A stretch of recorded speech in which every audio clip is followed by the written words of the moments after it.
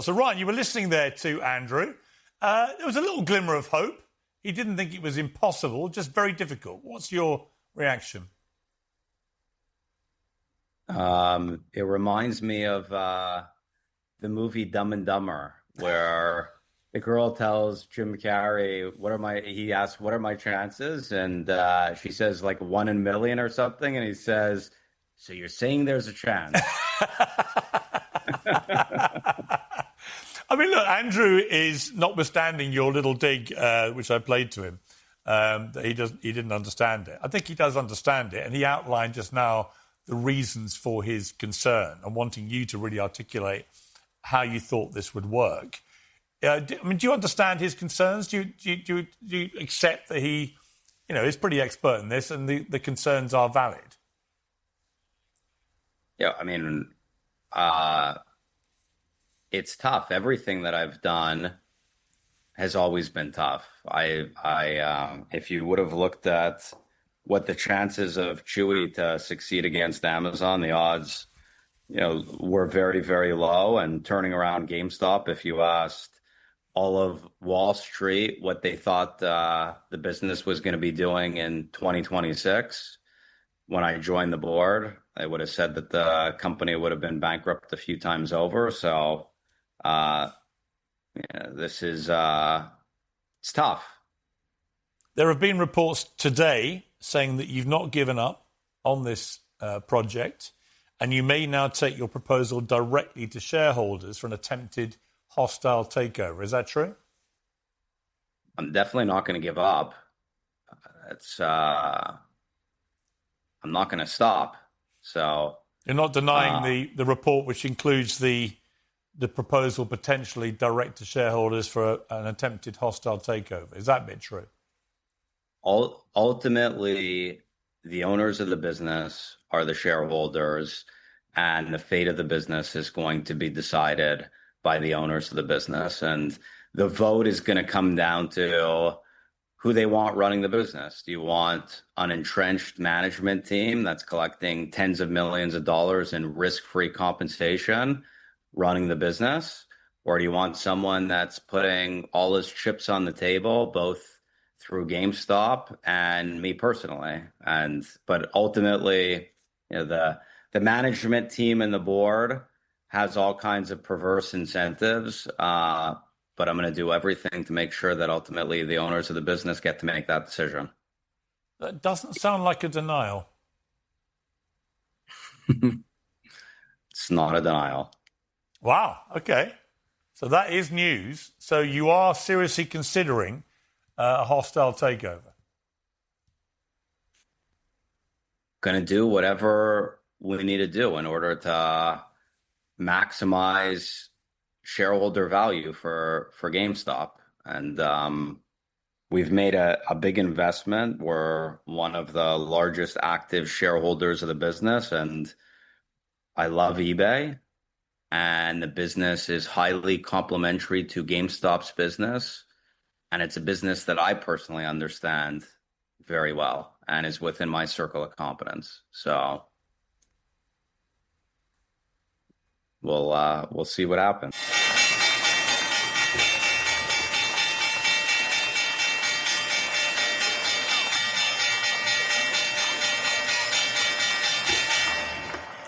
I wish we had the emojis. It's so very weird to go from Spaces all the time to I feel like I've got a muzzle on, Yeah, we can. I mean, you can talk and chat. We don't really have a back chat. I guess we do, but I don't have it open.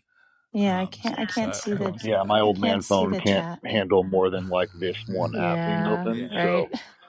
So we're cool. We'll do this here. All right, guys. All right, let's fucking go. Let's fucking go. There you go. Let's fucking go. Let's fucking go. Let's fucking go. All right. 3, 2, 1. Thanks, everyone, for checking out the show. I'm Sean Fitzy. I'm Captain Wicked. I'm Hash. And I'm Strawberry Moon. And this is the Echo Chamber. eBay's board kept the threshold at 20% with threshold 4. So how did RC respond? He bought more, 9.77%. And along with the price action, his new interview has people feeling a little hostile. We also got the hosts of Tardguin, the GME and everything else host or space. How's it going, guys? Y'all doing good today? Yeah, it's a beautiful day out there. I'm having a wonderful day. I think my two co-hosts. What do you guys think? How y'all doing? Having a fantastic day. Sun shining, birds chirping. Excited to be here on the Echo Chamber. Yeah, glad to have you here. Glad the stock market's back open today after that long weekend. It's about time. Yeah, that's the worst when it's been like shitty price action and we got a 3-day holiday weekend. It's just the worst. I actually said I'm gonna lay low on X. I said that to IB, I think maybe Thursday night, Friday morning. I did pretty good too, until yesterday. And then I made someone quit Twitter, but whatever. I wasn't even that mean, but yeah, no, it is a beautiful. What's that? I said YOLO. YOLO. Yeah, everyone's feeling a little tense on the GME side of things, but I guess the price is intense. It's just sideways and shit. But yeah, we had a nice little pre-show space, right? Hash, how you doing? You doing good this morning, dude? Yeah, we had a little pre-game space for a couple hours this morning. We like to hang out in spaces a lot, but today we focused on coming on the largest GME podcast in the whole world. So we talked a lot about that. Just got people ready, and of course talked about the news, all the things from the weekend, and we're just hosting spaces every day. Hosting spaces all day, every day, and it's pretty cool. I say it's the biggest GME space, like you just said, for the podcast. It might be just because we're the only ones, but there isn't really like a space out there that talks GME even regularly like you guys do. But I like how you guys do pretty much everything. And I know you, Hash. So we'll kind of introduce you guys. I'll start with you, Hash, because you're super interesting. Well, everyone, I love all you guys. You guys are really cool. I've met you at different points of my journey through GameStop.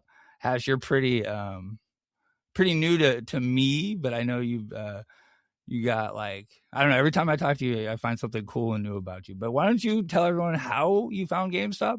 I know you found it and then you came back to it. And when. So originally I found I'm a normie, like a slightly reformed one, but still probably 90% normie. I found GameStop like I think many people did originally through like the news or mainstream media. Some family friends were kind of talking about it, but I didn't use Reddit, so I didn't have any kind of community around it. I just kind of had some and held it, and then a few years later, I was very into the crypto Twitter space, which is its own weird economy. And Squeezy Christ, from what I now know, a pretty known figure, at least in the BBBY community, came into one of my crypto spaces to talk about meme coins, his meme coin. And I was like, this is very interesting. I didn't know that there was a grander GME community on Twitter. So I found some spaces where they were hanging out, and I got to know the community over a few years. And in the last, 3 or 4 months, it's just been some really compelling news, with eBay and Ryan and all of these announcements. I feel like the news is usually dripping, and right now it's coming in like a flood. So it's been pretty exciting. Yeah, it is exciting. So you I think you said at one point, even some of the barking puppy stuff kind of brought your attention to us too, right? Like, I'm always interested in how people find GameStop. It doesn't matter to me how y'all find it. I've been here since 2021, just so you know, if anyone out there doesn't know. Yeah. So Cap and I had a bond in the kind of like GME, D Squad, Bobby community over like most people were pretty averse to crypto, and I think they still are for good reason. Crypto is very I didn't know cautionary. But Cap and I had a relationship about it, and when Kevin allegedly dropped his latest coin from his account, Cap had DM'd me, and I was like, what's this situation about, and why do people care about? Oh, it's Roaring Kitty's brother, and so that kind of dragged me back in to again the like very tinfoil lore side of what's going on. And then as a crypto person, obviously the Roaring Kitty account compromise, I'm going to call it. Yeah.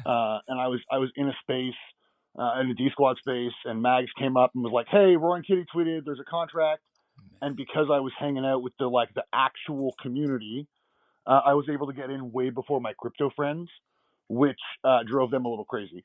But it's been really exciting and a weird overlap of crypto and GameStop recently. Yeah, So it has been been. fun. It has been, and it's like kind of, I might seem stubborn, and I am, but if I find something interesting and I feel like I've been into it, and even through Barking Puppy, it's kind of made me like look at meme coins and just that whole crypto environment different, because I'm even, shit coin this, shit coin that. It was all that, but I don't know. It's a different way for people to do things, as long as you're not like taking advantage of people and rugging people on that, our communities and shit. I mean, everything's got its thing. So I've been Well, that was my major concern, because in my experience with the grander GameStop Twitter community, they weren't very. First of all, they're crypto adverse, and yes, they're not. They don't know the nitty gritty of the things. They don't know what to look for when someone is trying to take advantage of you and saying the right things. And like when it comes to, stock related things, they're very knowledgeable. But crypto stuff, I was like, ooh, are these people taking advantage of Kevin, of the GME community, of their own audience? Because like someone is making a fair amount of money from this Kevin thing. Oh, yeah. And I don't know if it's Kevin. I've seen blockchain evidence that like it's connected to Kevin's wallets, but that really doesn't mean anything. It could be anybody, but like someone's made like well over six figures off of this, not including the original dev. And that's interesting. So we'll get back to that, and we'll get into the Roaring Kitty hack, because you are a blockchain guy. I know that there's you have friends that are super like more experts at it. I've been listening to your space. You guys are very knowledgeable, but you are too, and I know Capn is too. So me and Strawberry were talking. We're interested to hear what you guys know about the blockchain side of the Roaring Kitty hack, because I don't know. And there's controversy. Like, is it a hack? Was it Kitty? I know you guys have an opinion, but we'll talk about that. That's real cool. I like that stuff. So, Capn, you doing good, bro? I'm doing very well, man. Good. You've been around for a while, but you and I have not interacted that much on social media. I would say it's probably because of the BBBY stuff. There's most likely you're a shareholder there, and I got this wall. Not me, but like I feel honestly like there's more of a perception about me with the folks on that side, and it's really, I'll just say my part on that now is that it's not. There's a lot of fucking really cool people and really good GME shareholders on the BBBY side, and you're one of them. There's just a few fucking shitheads that I have my problem with, and I know you see that too. So it's unfortunate that we didn't get to start hanging out until recently, because you're really cool and you're a really fucking good GME shareholder. But why don't you introduce yourself to my audience and let us know how you found GameStop and when you found GameStop. Oh, okay, most definitely. No, definitely. And thank you so much, man. No, I feel like I'm the same way, but on the opposite side. Like I have like, there was that wall between me and the GMEers, but I mean, some of it was definitely called for. So I mean, self-inflicted, right? yeah, exactly. But so originally I found GME because I was watching a CoffeeZilla live stream, and he had Tom Nash on, and Tom Nash just said, "Oh, there's a war going on over at GameStop," and it was like the Friday before the sneeze. Okay. And so I got in then, and then learned all about it, and then just have ridden that wave ever since. Really, that's awesome. So you got in a few days before me. I got in at the very tippity top, when they only allowed you to buy 3 at a time. I got 300. I got my first 3 shares were at $323 each. So let's fucking go. Yeah, that was me. I've made a couple times. I've done shit like that, like in June later that year. After that big AMC run, I took all that and put it into GameStop, and then we had that offering. So, oh yeah, yeah, that was fun too. But so you've been around forever. Did you start? So you say Coffee's Late. How did you get to Twitter? Did you do Reddit first, and like most of us make our way from Reddit to Twitter? So I was on Wall Street Bets, and I didn't have like a huge account. But I was able to get onto Wall Street Bets like right before they started like gating it. So I was a member before they threw in a lot of the positions, and then when they shut down Wall Street Bets, I ran to Discords, and then in like 2023, I got so sick of Discords that I went to X, and then I've been pretty much here since like maybe 2022, 2023. Okay, so you and I got sick of I don't know what Discord I bet we were in some of a few of the same ones. I'm sure. There was that big BBBY one that like everyone was in. I think UCopy was like the mod. So I bet, but that made me like turned off on other people's Discords because of all the crazy shit that was out there, man. Like especially with the GME channels. That's why I started my own echo chamber Discord, and then eventually the show is just to like, it was just so much noise and all these other fucking Discords that I just had to like be done with it. But I like Discord. Discord's like a good medium for group conversations and shit. So I agree with you. It's kind of how I feel about Telegram. Like Telegram as a concept is such a great idea. But Telegram, how it's most often used. Now, I do have respect for your Discord. I haven't been in it or experienced it, but everything you've told me about it, like you can't get in. I love that about Discord. Like, you can't get in. It's like the people that are selling the Discord. Like, I don't have anything against anyone who sells the Discord, and if you get value out of that, like being a member of that Discord, then all the more power to everybody else. But yeah, it's 100%.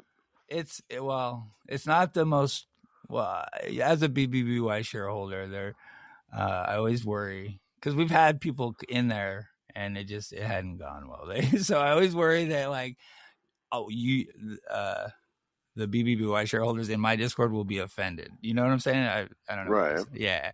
So, but we'll get you in there, bro. Because I think you got some tough skin. So I don't think as long as we keep it GME and that's it. But I don't blame you. I like that. Well, that's kind of a lie. We have a meltdown channel where we just talk shit. It was just talking shit about Barking Puppy.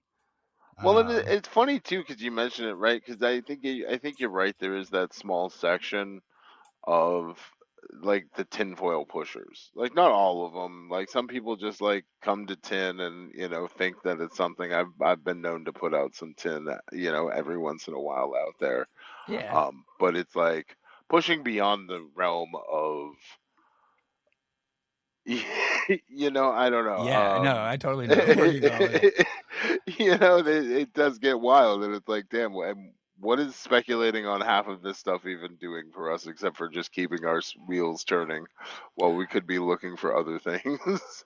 Right, like I think Barking Puppy is a perfect example of that. Like that just became crazy speculation, and even after facts were presented, the speculation just like kept going, and it goes wild. Like, so my rule is I keep it because I was starting to fall into the Barking Puppy stuff too, especially early November and December, actually until he got hacked. 100%. Yeah, I was in on that shit. So I was doing, like, if you go to my older podcast, it was like we were doing updates on his movie reviews. It's just fucking, now in hindsight I fucking cringe, but like my opinion changed when he got hacked and flashed that Cousins fucking handle out there. That was when it was super obvious. But I think as a group of GME, we all kind of got here through tinfoil. A lot of us, like I got hooked with the cycles and then the RC tinfoil. That's like what really got me in 2021. So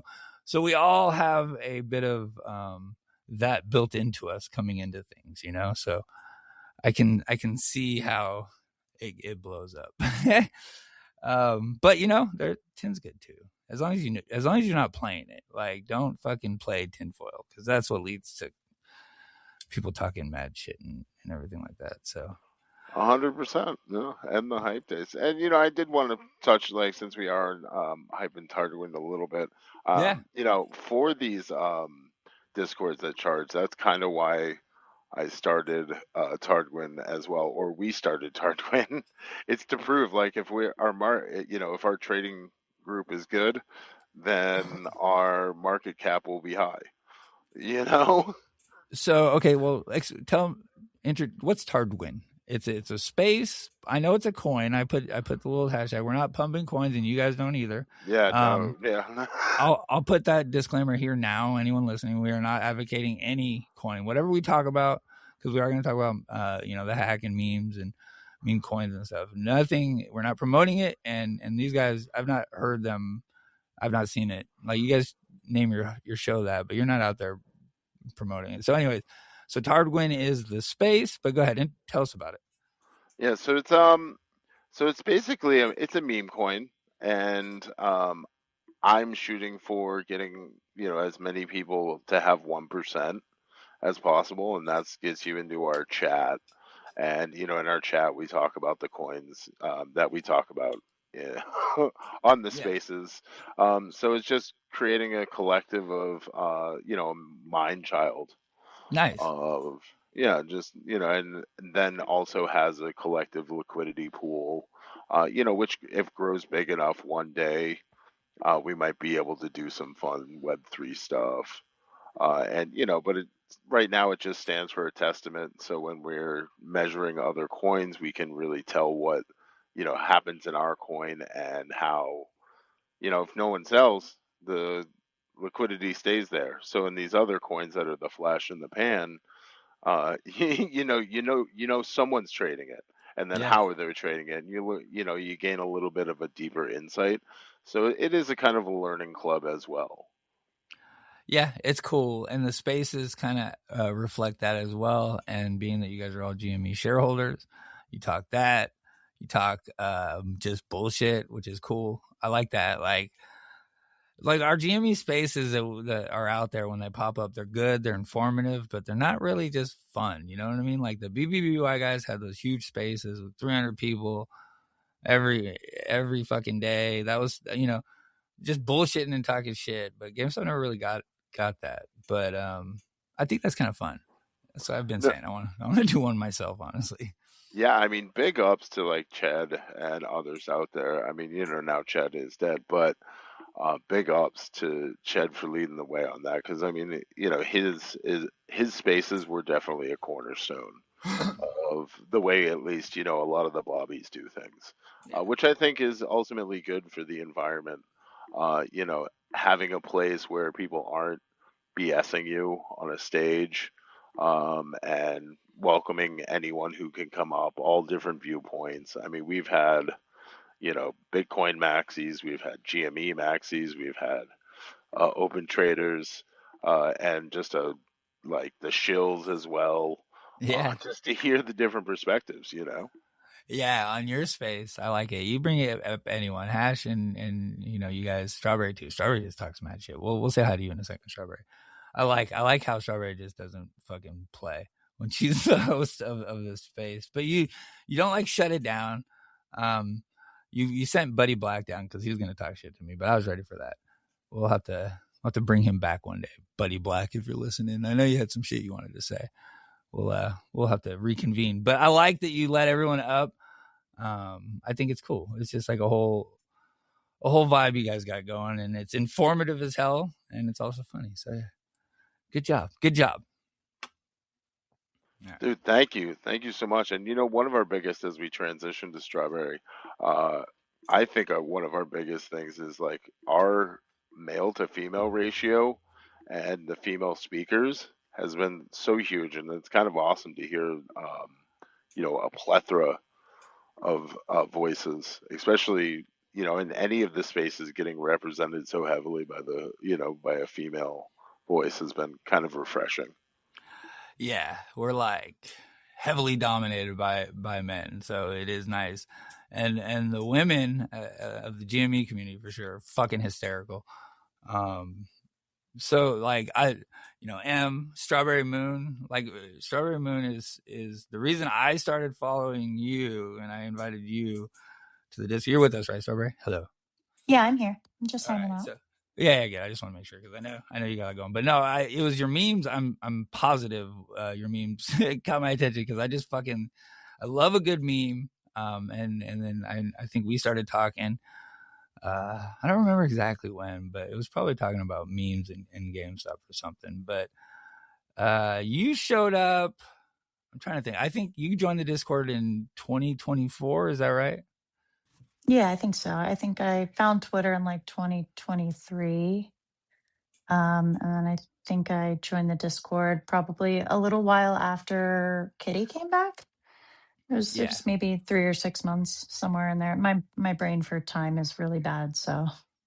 Yeah. So we got 3 different like stories of when people found GameStop. So Capn is a 2021 guy, early 2021, like me, and then Hash was around then, but he's back in now, which is fucking. I'm definitely like hearing about people being interested in GameStop because of eBay or even whatever it is in 2026. That's nice. But you came in 2024, right? That's where you found GameStop. I think it was late 2023. I think it was in like October Oh, 2023. okay. I was actually trading penny stocks before that because I had like a tiny retirement that I didn't realize I had. Like I hadn't been contributing to. It was from a previous job. Totally forgot it existed. And it's money that I just, I was like, oh, well, that's interesting. It's not really doing anything, just sitting there. Why don't I just kind of learn about this aspect of investing and um, building money? Because, like, that's what rich people do. And also, it's just good to Yeah. know. Like, I just wanted to learn more. It was a good place to spend time and energy because if it can make me money or build my knowledge base, I'm all about it. So I was trading penny stocks and like kind of doing it slowly with little bits at a time, just to learning different candle patterns. Do it, whenever anything new would pop up, I would go research the hell out of it. And so I had a pretty decent trading base before, and then and then I moved into like Mag 7 and like Home Depot and Costco and shit like that, just because I was like, well, if I'm using these businesses, like I learned how to read charts, and then I moved into those once I felt a little more comfortable because they're way more expensive. um and then I know people shit on dumb money a lot. But I was trading those penny stocks, and somebody I knew was like, "Hey, now that you kind of know what you're doing and have an idea, you should watch this movie." And like I knew about the GameStop play because friends were telling me about it, but I was like, "I don't know about investing. I'm not doing that. Good for you. I hope you make lots of money. Go to the moon. Have Yeah. fun. I'm not risking that. I don't know enough about it to feel comfortable." So, I watched that movie in 2023. um, and I think I had bought, like, when I was doing the Home Depot, Costco businesses I frequent. I definitely grabbed a few shares just because I love GameStop. I realized it was a thing back in the day, but I was just like, I love this business. I don't want it to go bankrupt. I don't want to lose it. I don't want Toys R Us to happen again. Like, I need this to be here for my kid in the future so we can enjoy it together. So I grabbed a few shares, and then I started watching the chart, and I was like, this is fucking weird. Why is it moving like this? This is like, I'd watched hundreds of charts and different categories, and it was like, what the fuck is going on here? Then I watched the movie, and like, yeah, people shit on the movie, but for normies who don't know anything, it is like a good, like, super basic, just a way to get people like hip to what happened, even if it was off by a lot, if they didn't add certain things. It's just, to me, I was just like, oh, okay, that's interesting, like, let me look further into this. And then I Yeah. fucking deep dove all of the old DD. I watched all the, live streams. I went full information mode. I just opened my brain and let it fucking flow over me. Like that. Yeah, there's a meme where the kid just like waves the book over his head, trying to do osmosis through studying. Yeah, that's good. Sorry, go ahead. You there? You're okay. You're okay. Yeah, I got you. No, I was gonna say about the movie. I didn't watch that until probably when Bargain Puppy started coming back, because he was like talking shit about it or something like that. So I watched the movie. I guess it was a good movie. It was interesting. It gave me some insight, because I do feel like, I mean, of course it's a movie, but it did give you insight into what Rowan Kitty had going on then, which is really cool.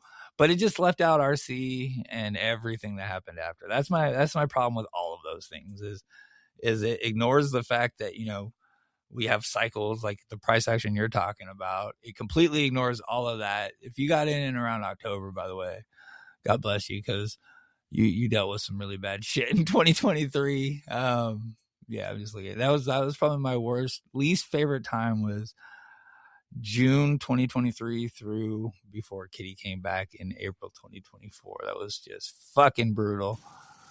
Some might say they feel brutal here, but going down to 995 was the worst. So yeah, you dealt with some of it, but you gotta experience the Kitty comeback too, huh? Yeah, so that's when I found Twitter. Was when he, I guess, reposted or liked the Run Lola Run tweet. I heard about it and I was like, oh snap! I have this Twitter account that I made because, like, when Trump got on Twitter, he was posting the most ridiculous stuff, and I just kind of wanted to see what kind of like crazy stuff our president was saying. Yeah. So I made a Twitter to like and then I just left it alone because after a while I was like, okay, I'm bored. And I just left it there. So like I had an account to come back to, which was nice. It was already there. And like, it was really interesting how like how I kind of found the community and like the initial interactions, because I didn't know any of the previous drama, like any of the social aspect of investing in GameStop or Bed Bath and Beyond or any of Yeah. that. I just came in like, brand new, like doughy eyed, like, oh, and like there are certain names like it's clear like this person's been around for a really long time and they know their shit and they're well respected in the community. And they would post banging ass memes, but like I didn't know who was BBBY. I didn't know who was elitist. I didn't know who was just kind of hanging out. So I was just friends with anybody who I vibed with. And so it put me in this really weird spot in between all of these groups that had lots of drama with each other. Yeah. But luckily, like you know, I'm one of those The people that's going unifier? to be, I'm just going to be straight up with people. And I'm like, if you don't Yeah. like that I'm hanging out with these people, then don't hang out with me. I don't really care how you feel about who I hang out with. I'm not going to change who my friends are based on your, sensitive proclivities. Um, so I Yeah. guess like having that straightforward, like if you don't like it, fuck off, you can leave. Like, and sorry, should I not cuss? No, this is Okay. this is Echo Okay. Chamber. I just, We yeah, I start don't out really the show care. with "Let's fucking go." Oh yeah. Duh. Okay. Yeah. Yeah. Sorry for a second. But You're okay. Go. I think setting expectations up early kind of helped me in that aspect. And then yeah, like I think my thing was like being able to bring information back and forth from one group to another, because there were times I'd be in a Bobby space and they would bring up something that kind of nobody had talked about before. And I would go to the echo chamber and be like, hey guys, have you thought about this? And there would be times I'd be in the echo chamber and you guys would say something and then they would ask a question in the space and I'd be able to answer it like that. And like that Yeah. bridge between communities, I think is really important because like deep down, we're all stronger together and we're all GameStop investors and we all believe in Ryan Cohen. So to me, it was like, it was tough to see my friends like so at each other's throats, but I also didn't understand the previous context and how much shit has been slung on both sides. But it's cool because like some of the people who were, you know, a little less aggressive and a little more open to like meeting other people from, you know, being a little bit of a buffer between the groups, because I guess I'm so cool, right? Like that people hang out with me and then they get exposed to other people that they might not have talked to. And then they're like, oh shit, you're actually pretty dope. It's been really awesome to see. And like, I really respect anybody who's willing to like talk through old shit and come to the realization that there are cool people everywhere, and there are also really shitty people everywhere. Like, you know, you kind of gotta sift through if you care to. But yeah, 2023, like I said, it was bad on the chart. It was bad for social media too. Like a lot of beefs happened then. Like that's when a lot of crazy shit was going down, and a lot of harsh words are said by both sides of the part of the group. So yeah, I don't know. Times are changing. Hey, GameStop just tweeted, by the way. yeah, A guy named Reversal. Thanks, Adam. I think you said that. Or Dope Echo. What's up, Dope Echo? Thanks for sharing that. Good name, by the way. Yeah, they just retweeted a guy named Reversal. So that's pretty interesting. Toast runs his social media, and Toast does not fucking he does hint. No question about it. There's something he has going on with fucking Halo 3. I'm not sure what it is, but this one. This is the one. Go ahead. Oh, sorry. It's not just Reversal. It's Reversal 7X. Oh, man. And so, like, okay, hold on. I went back to Barking Puppy. Let me, fucking guy. I'm like, it's like I can't. I'm open about it, too. I'll watch this shit. It's just like a train wreck. But, so 419. So then we got a 7, a 4, and a 1 right there. And I know it's, you know, a stretch. But this retweet was, let me think, where was the 741 here? Oh, I will. All right. it's in the date 12/7. But anyways, and then they did, the other time this meme was used was in May 2024 on a 741 post right before we bought 4,710 Bitcoin. And I said 2024, I meant 2025. So I had that marked on the chart a second ago. I don't know, man. I don't know. It's all just tinfoil though. So, but yeah, I want a reversal. What's the chart? Did the chart reverse? No, it did not happen. All right. Thank you guys. Strawberry, you're awesome. I'm glad you're finally on the show. We've been talking about it for a while. So the time is finally now. So that's good. I'm glad. I think you're an awesome GME shareholder. I love you're a great shopper too. We'll do shop GameStop, I guess, at some point here. I don't know. We're already 45 minutes in, but you do Pokemon, right? Like you're a big Pokemon person. I love Pokemon. And I am actually going to start hosting more like Poke Knowledge Space or card grading spaces, just to kind of talk about card grading, talk about different Pokemon cards. If someone's not sure if something's fake or not, we can look at it and see what we can figure out. That type of stuff. It's kind of my like bread and butter. I love Pokemon, and the fact that it came back around and is such a big part of what I'm invested in and my life right now. Like I have cards that I got senior year of high school from my friends because I gave all of my originals away. But I've just held them forever, and now I'm able to get them graded. I mean, you know, the knowledge is for like $80, right? Well, I'm gonna wait. I'm guessing they're probably gonna up their value price because I mean, if you have so much demand, you have to, you know, you kind of have to. If you're a business, it doesn't make sense not to. So I'm expecting probably a price increase, not to 80, but probably a bit, kind of like when they started the grading at GameStop, it was 15 or 20 to get something graded, and then they raised it to 25 or 30, you know. So we'll see. And it should be another 3 or 4 months is what they're projecting before they come back. So you we'll see. Do you rip packs too, right? Like you like to do that? So Or I you haven't been buying as many modern packs just because it's kind of because I have so much vintage to grade at my house.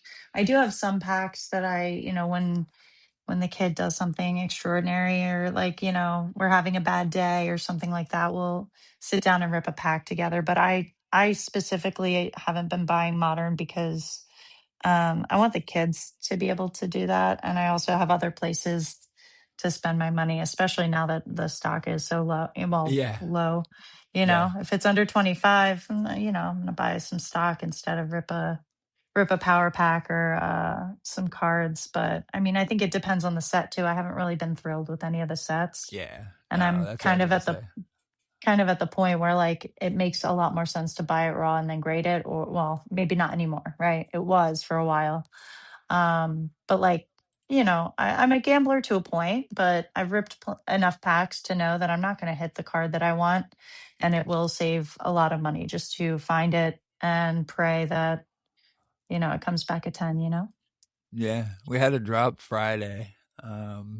Nothing, I think it was like I forget what it was, but I don't know. Our prices are a little high. I think that they're bagging up some stock. So hopefully prices will come down a little bit. But Pitch Black's getting ready to come out.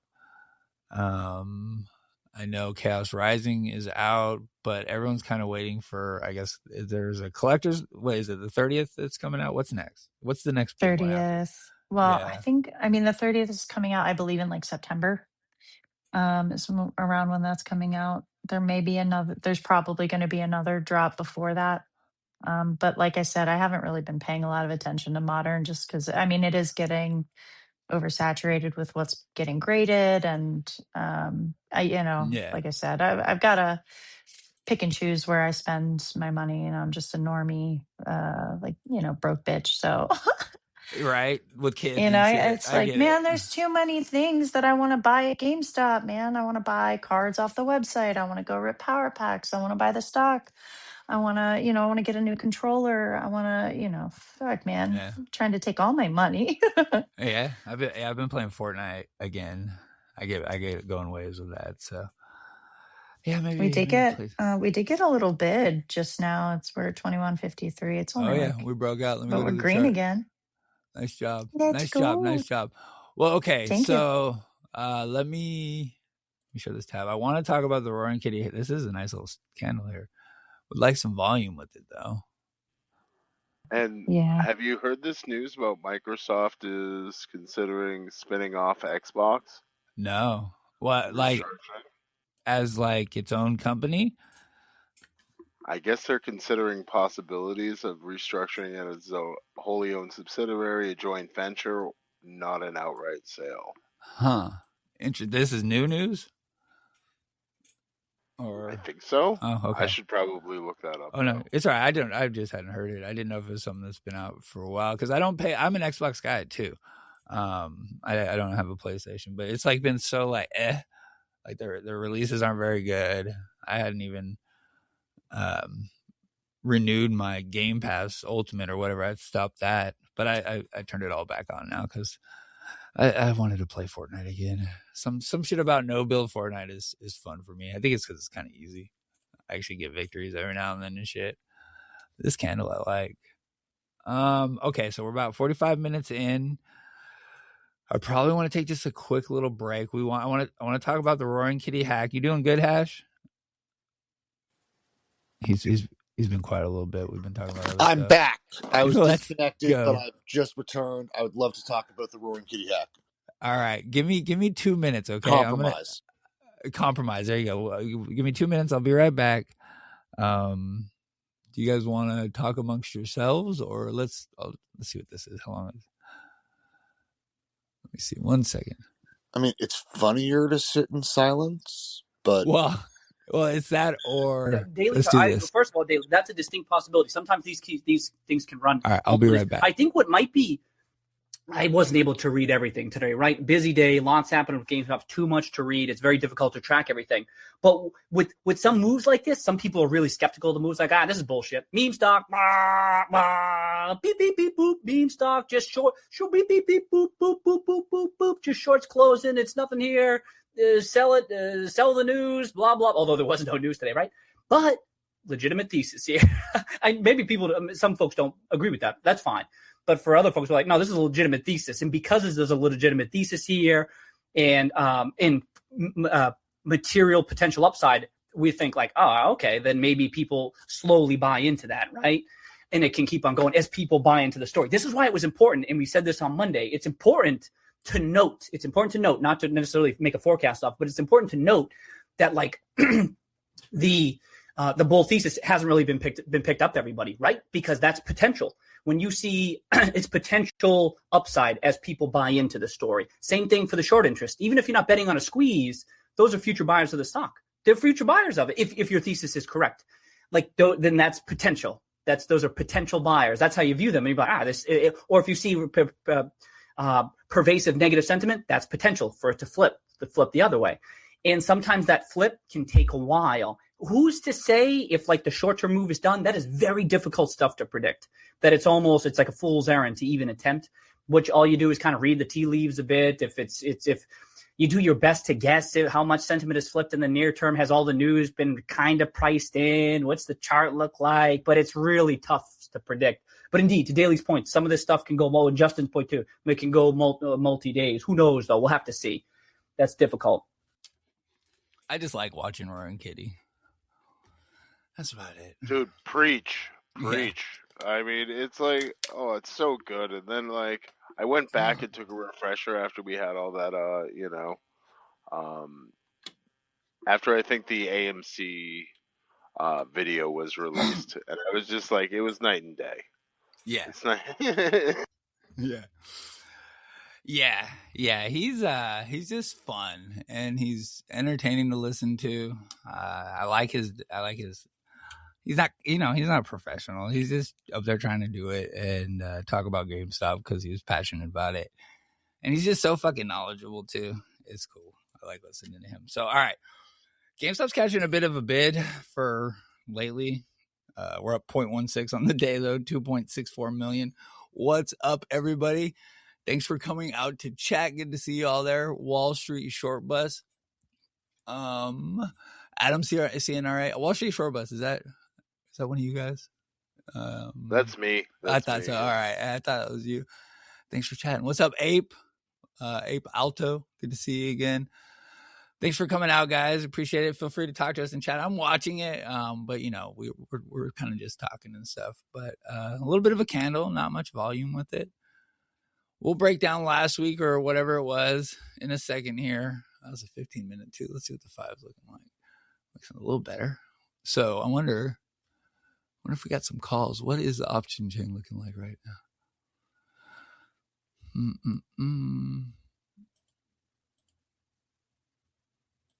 Let's check real fast. A lot of $30 calls came in right at open, like immediately. 3 minutes after open, we got hit with a bunch of calls that sold. But never mind, not very good. About 800,000 down. All right. So net call premium still shit. No calls came in to support that move up.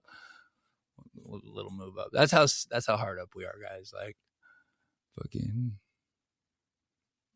9 cents and I'm fired up. All right. Hash. Let's talk about the Roy and Kitty hack. Well, anyone, you guys too, because I know you guys have talked about it. Compromise. Yeah, I had some. Someone's going to try to set me straight on that. I'm uncomfortable with the difference saying between a hack and a compromise?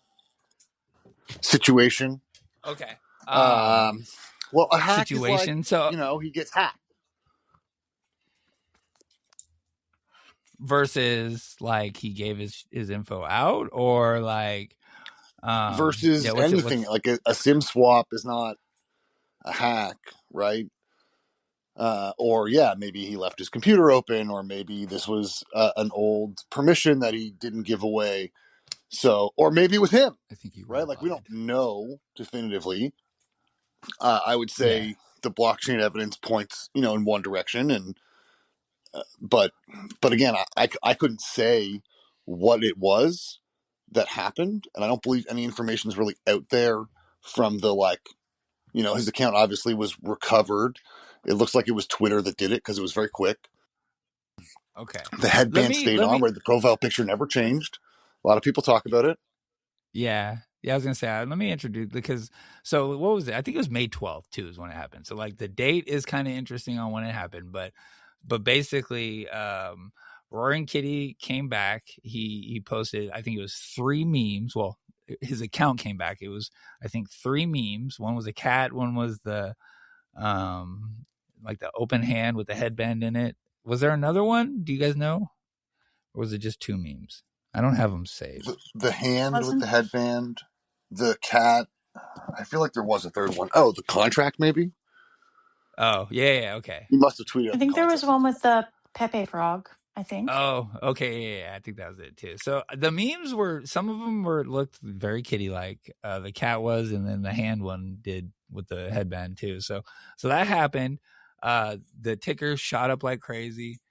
It was after hours. Let me see if I can find it on here. The ticker shot up like crazy, and I know most of us know about it, but just to kind of where was it? May 12th. We put it in after hours here, and then it was immediately stuffed. The news was, well, he put a contract number in there, so it was like, he's fucking back, and then this is it. So it shot up to.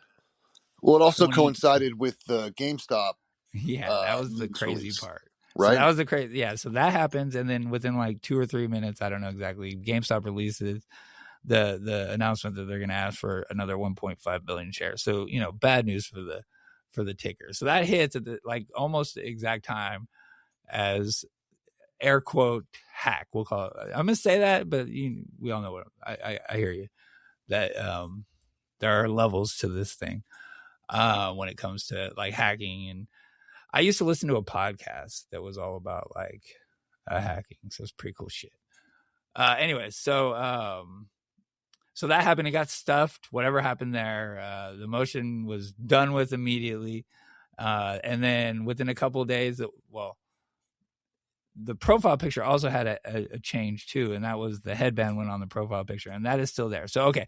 I feel like I did all right catching this up, but you were talking about how you think the account got picked back, Twitter saved it or kicked the hacker out, or what were you saying there? That's my guess, just with the speed at which it happened. And to anyone who's an outside observer, it seems to follow a pretty consistent pattern of famous people's accounts getting compromised and either promoting crypto or something like that. From what I've seen, I guess, from the blockchain evidence, it seems like the people who deployed this or who were involved made something to the tune of $750,000. Plus there was a bunch of creator fees from the volume of the token, right? So when you say the ticker had a lot of action, this token did, I'm going to pull it up so I don't get it wrong, but I mean, this token did millions of dollars of volume. It's RKC, right? In the 30 minutes that it was out. I'm going to go to Pump Fund. Yeah. I'm going to try to find the coin. Yeah, if you go to Dex Screener and then search RKC, I got it. It should be the first one. I've got it at 1.8 million in value right now. So yeah, I'm gonna. It got to 12.2 million all-time high, right? Yeah, my charts is 11.5, but potato. Okay. I think we're on the same one. I got the Pump Fund version of it up, but yeah. So it did $30 million in volume on the first day, and 20 million on the second day. So that's 50 million. Then after that, it really petered off. 6 million on the third day, yada yada. So in the first 2 days, it did 50 million in volume, which is probably another $500,000 in fees, if I had to guess. Yeah, that's crazy too. And that's through Pump Fund. Is that so? They launched it through Pump Fund. Is that how it works? Pump Fund is a complicated system, but when your token hasn't graduated, so they have a liquidity curve where you need to put X amount of Solana or dollars into the token before it graduates, which means like it leaves pump fund ecosystem and it goes into like the real world. Now, that's an oversimplification, but once it's graduated, then you can see it on other DEX viewers, like like again, trading view of crypto world. Yeah. So like I use DEX Screener. I gotcha. And once it's graduated, you get a lot more traction and things like that. So Pump Fund makes a certain amount of % on the fees before it graduates, and then they change it for after graduation to like, I don't know, it changes based on the price of Solana, but I think like $250,000 market cap.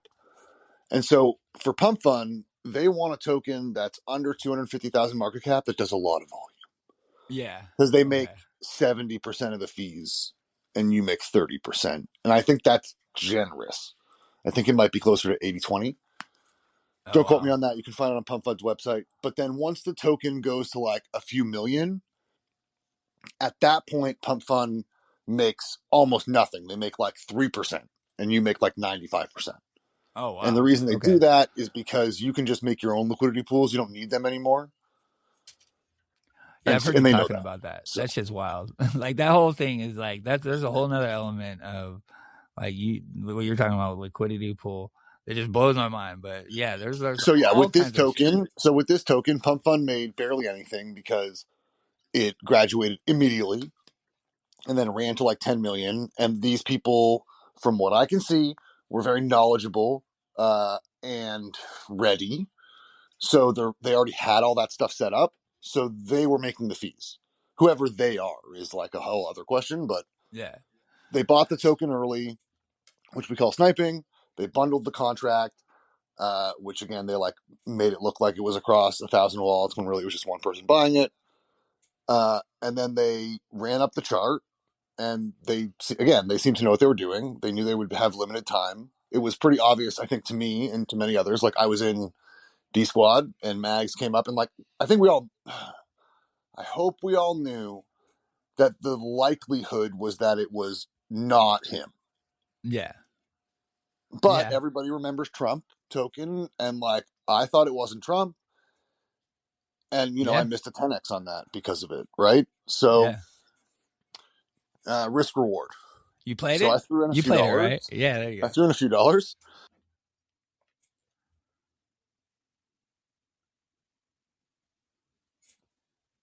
Did I lose you? Oh, he rugged. I mean, he is glitching. Yeah. Come back in. I mean, I got in at the same time Hash did, but knowing that it was probably, knowing that it was probably, I mean, when I play meme coins, I play with small amounts, kind of like when I started with stocks, right? I was playing with like very little amounts in penny stocks, minimal risk, right? If I lose $5, oh no, it's not the end of the world. I do it for the knowledge. Yeah. Because even if, I'm not in it to make a 10x, I personally, I'm in it to learn about it. That way in the future, when it becomes a more frequently used thing and when stuff like this happens, I at least have a solid base knowledge of what's going on. I'm not caught flat-footed, trying to figure out how to get Solana into my wallet so I can buy Kitty's coin, like I'm not, there's no hype around it for me. It's just a learning experience. So that's kind of how I do it. I like, that's good. I was going to say it's been a learning experience. Like I tried mayhem mode on Pump Fund and that shit was ridiculous. I don't recommend that. I don't even know what that is. Yeah, it's the dumbest shit I've ever seen. I didn't even know what that was. So it's like this new mode too, and they really distort like the tokens outstanding. Like instead of 1 billion, there's 1 billion, and then bots get like it's all bots. I'm sure 0.7 billion to play with, and so they just make it like they run up the chart.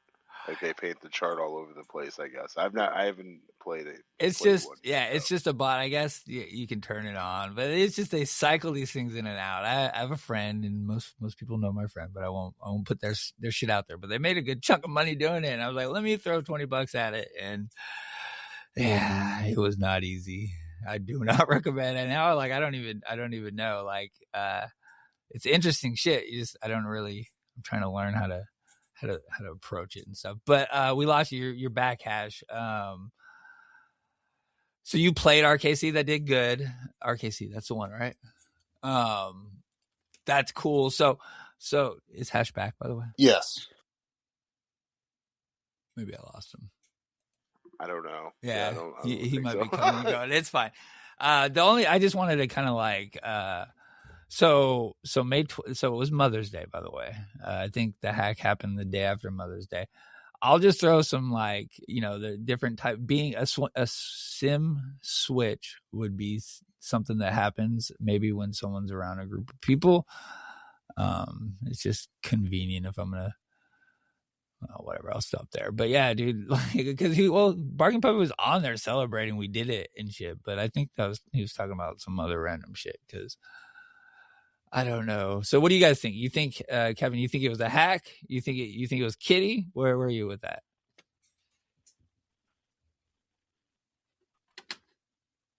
Am I losing everyone? No, okay. Do I think it? Yeah. I mean, they do have the one thing in that the headband hasn't turned, like the new PFP hasn't changed. But then again, with a account that's so watched, I mean, some of the tin was that he actually did post one of the posts, but because he accessed the account, that's what triggered everything else. There's some. I haven't heard that tin. That's good tin. I like that one. Yeah. So I don't know. Yeah, that'd be a lot though. And I'm not on like that fence of like that RK wouldn't be into coins. I mean, I'm sure like, he has a good handle on his risk tolerance, and I'm sure he likes risky stuff. But now would he put one out under his own name? No, I don't. I don't think so. Like, because he basically rugged. Well, I don't know. We've done a decent job in the community of like throwing the warnings up, like we did at the beginning of the show. So everyone now at this point, we saw that everyone's like, "Oh shit!" A contract posted usually means a hack, but still, I don't think Kitty would want to rug his community, the GameStop community. But a lot of us are fucking here because of Kitty too. So that does seem odd that he would do that. The headband staying on is interesting.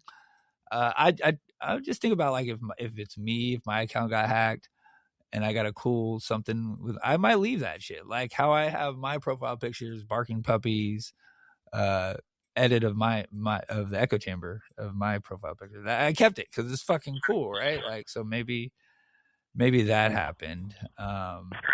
And then the people who made the hack, whoever did it, definitely were prepared. It wasn't something that they just spur of the moment, right? Like they had to have been in place and ready for this to happen to make the money.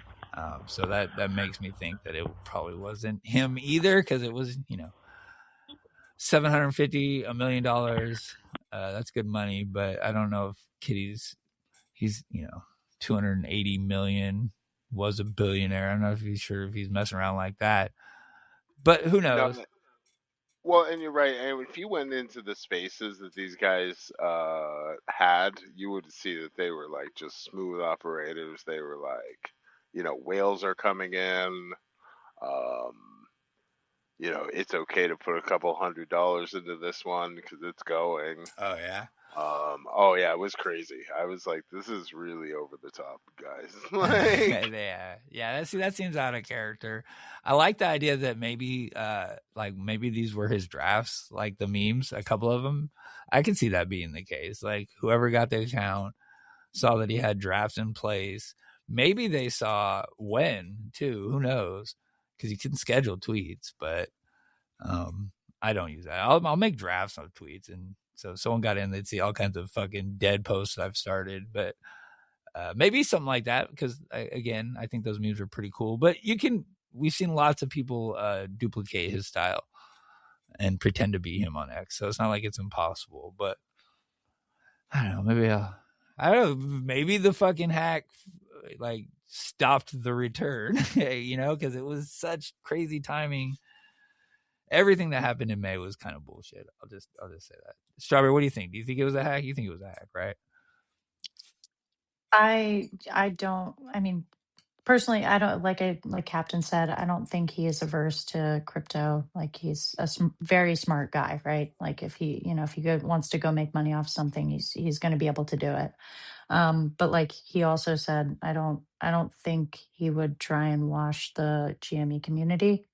I think he knows how long we've held on and how long we've been here and how loyal, a lot of us have been. So that seems out of character. I'm not saying he wouldn't do it because people change over the years. Like we don't know who Kitty is, like really. Yeah. So I don't like to speculate on things that like really have very little information out there too. So it's hard for me to say. I'm on the fence, just waiting to see if we eventually get an answer, Yeah. Or another tweet. Well, I mean, it's crazy how that one tweet sent every coin that was connected to GameStop in any way, shape, or form, like through the roof, at least for the second. So it's very interesting how many bots are out there watching the things we do, the things he does, the fact that like some of the ones that they moved, I don't know, it's just wild. So I don't know, it was kind of eye-opening just in general. So all right. Yeah, Well, it bringing in like some of the like crypto Twitter people, like definitely brought a lot of those coins into the foreground, and also having like the barking puppy buddy stuff go on before that kind of primed it for them, paying attention a little bit more to the side of Twitter, So I think that has it a made little bit to me. do with it too, for sure. Yeah, it got me more interested in all of that stuff. I think I started. Well, Barking Puppy got me paying more attention to it, more on the defensive side. But yeah, I think it's interesting. I don't know where it's something to mess around with. Like I like playing call options, right? So it's kind of how I look at the memes. If you're gonna play them, just be ready to lose that fucking money. But yeah, it's cool. All right, so let's go move on because we got to talk about the eBay deal a little bit, and I know people might have to go. I think we lost Hash, so if we did, bro, sorry. Thanks for hanging out with us, dude. I know you got stuff going on. Check Hash out and all of his many accounts. We had a lot we could have talked about too, because that dude, I found out he is a Big Brother influencer, which is crazy. I didn't even know there was Big Brother influencers, but that's fucking cool. He's well, he says midfluencer. Midfluencer. So. Yeah, that's just great. I mean, yeah, we're all kind of low end doing it, but yeah, it's fun stuff. So okay, do you guys have anything around crypto or anything else before we move on to the eBay deal? I want to shout out this one project, and like you said before, we're not endorsing anything, but like a really cool thing that's going on in like this kind of weird GME crypto mix is one of the people in our community has put out a coin called Pull Coin. And basically what it is, it's like a flywheel. So the volume that happens in the chart, when you trade in and out of a coin, a small portion of that gets pulled aside and sent to the dev, the first person, whoever minted, like created the coin. And so anytime people trade, a little bit of money goes into that wallet. When he reaches 25, 50, or 100, we all vote, he'll pull a power pack and then sell it back to GameStop immediately. Right. Like, I mean, if I'm going to throw money into meme coin, like I've been really bored lately. We've been trading sideways. There is news coming out, but like, I'm kind of like, I'm just waiting to see what happens. Right. And instead of getting salty and bored about it, I'm deciding to, kind of stir in the drama a little bit, like just hang out, just vibe. I haven't been making as many GME memes just because I'm busy, but also because like, I don't know, I've been kind of bored. So instead of spiraling out and like being in the actual GameStop drama, because there's been some of that lately in the community, I'm kind of branching out and meeting different parts of different communities on Twitter. And so like that's why he dropped this coin is just because he's bored, right? And we want to keep ourselves occupied while this sideways action is going. And so, like, if I'm going to invest, if I'm going to put money into a coin, I want it to do something that helps my actual investment and pulling power packs. And he's also got a bunch of different cool aspects of the coin. Like, he sends out distributions based on like the top 50 holders, I think, right now, and that's subject to change. But the top 50 holders of the coin get an allotment at a certain amount of time. He has this one side of the game that's like the most volume in a certain period of time. The top 5 people with the most volume into the coin will get a distribution. If you buy, I think it's if you buy a certain amount of the coin, you get to there's an interesting like weird whole digital card thing that he's done. He's done a lot of work on this website, but I like the volume aspect of it because like that's kind of how this coin works.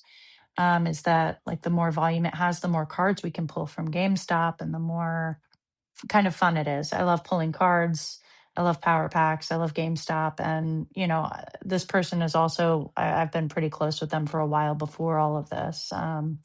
So it feels a little bit safer to me, even though it's, you know, always be ready to be rugged. But like, you know, I have a previous, you know, experience with this person. So there's a little more trust there. But the pool coin is pretty interesting. And I've liked that. I've liked seeing like the different things you can do with meme coins. Yeah, I think it's really cool. There's a lot of different things. It's like I mean, it's just wide open if you're creative enough. And the person running pool is trying to find a way to contribute to GameStop while doing that. So I think it's pretty sweet. And I think what you're saying, they're using the creator fees, right, to buy power packs. Is that what they're doing? Yeah, so they're using the creator fees to buy power packs, and then whatever money they get from buying, from selling back whatever they pull, because they sell it back immediately. Yeah. And I believe right now they're doing it on stream so that people can see it, and so that it's not like he pulled like a $300 card out of a $25 pack, but he's going to pull again and then sell that one back instead because it's cheaper, right? Like he's very transparent about like what's going on and how this is working. So like the money that he gets from selling the card back goes into that allotment for the top 50 holders and kind of gets divvied up for the volume, I believe, too. Sweet. Yeah, it's pretty cool. Like it's interesting to see how the different mechanics have kind of come together. Yeah, I think it's pretty cool. I think, just different ideas that are out there. If they're trying and they're not like looking for ways to rug people, it's, you know, but be careful because usually anyone that creates these coins usually has enough control to fucking rug everyone involved. So keep that in mind. Capn, you got anything before we move on to eBay or? Tardguin. I think Hash is back. Am I back? Captain? Did you say Captain? Or... Yeah, he said Captain. But am I back also? You're back. What's up, bro? Good to hear you. Let's go. We're gonna move on to the eBay thing. But did you have anything before we did move on? I know we kind of lost you a little bit. We probably both do. Yeah. You want to go first, Cap?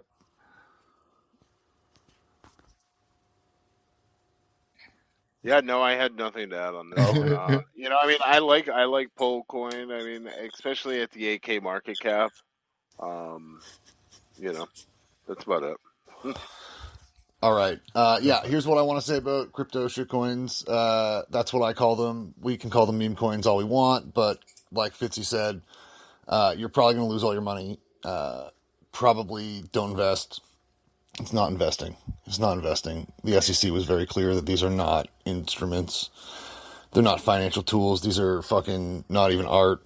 They're just tokens that have no backing behind them. Usually, that is not saying I don't like Pull and Tardguin and many other meme coins, but I use my what I would go and get scratchers with at the 7-Eleven.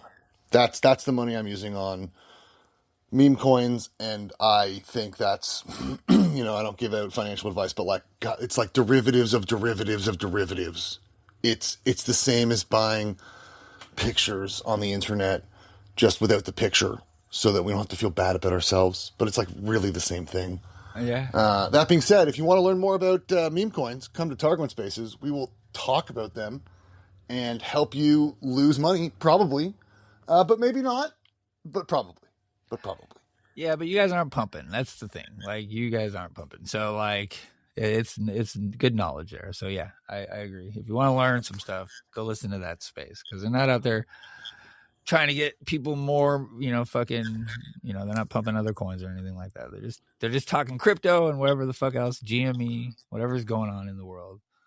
Well, and if we are talking about a coin that we have a stake in, whether it's a friend or we own some, at least I can speak for Capn and myself, we are very transparent about that.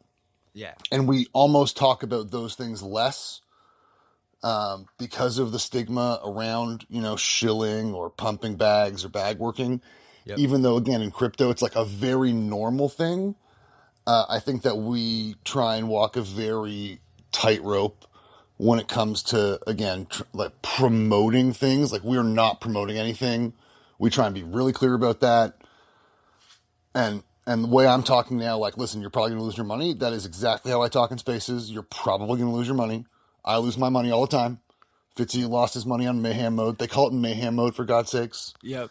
I lost it quick. I broke even.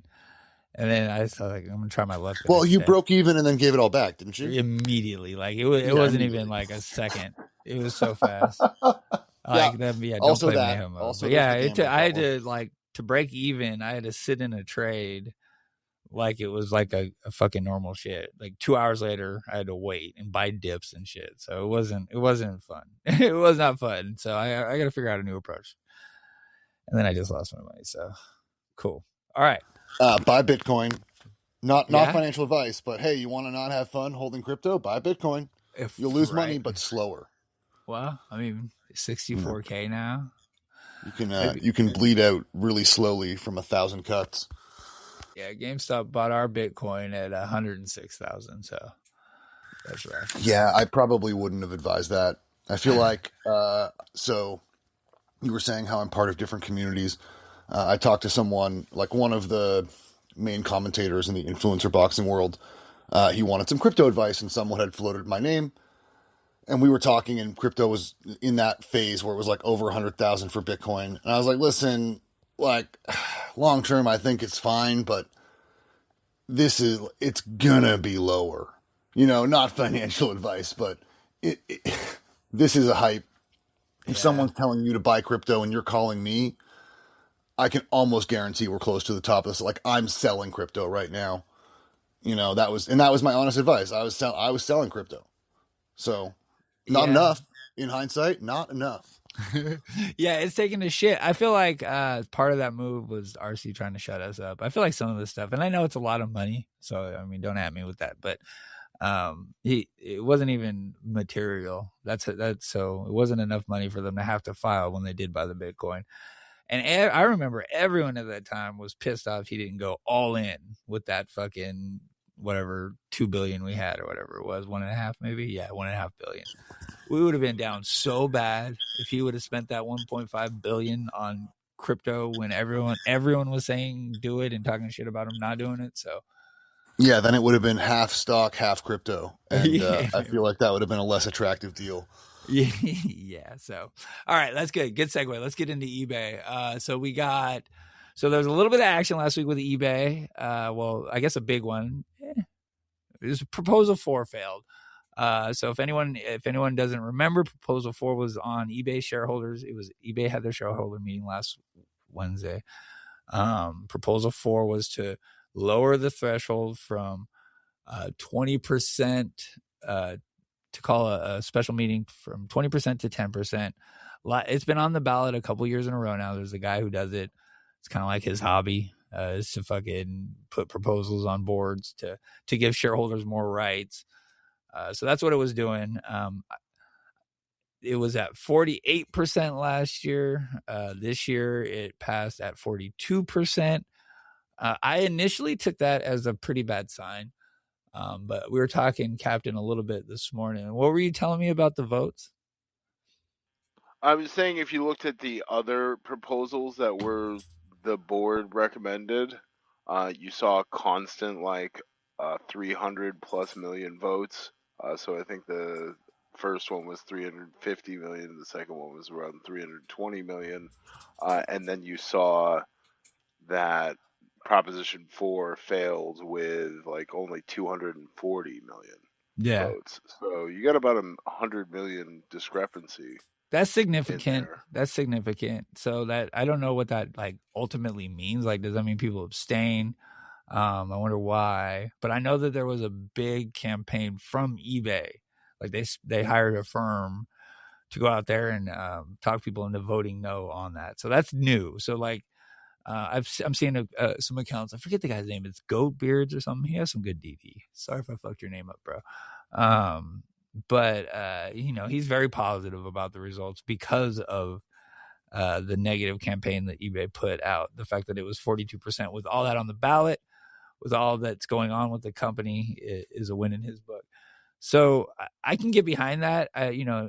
Especially hearing now that a third of the votes came, there was a third less votes.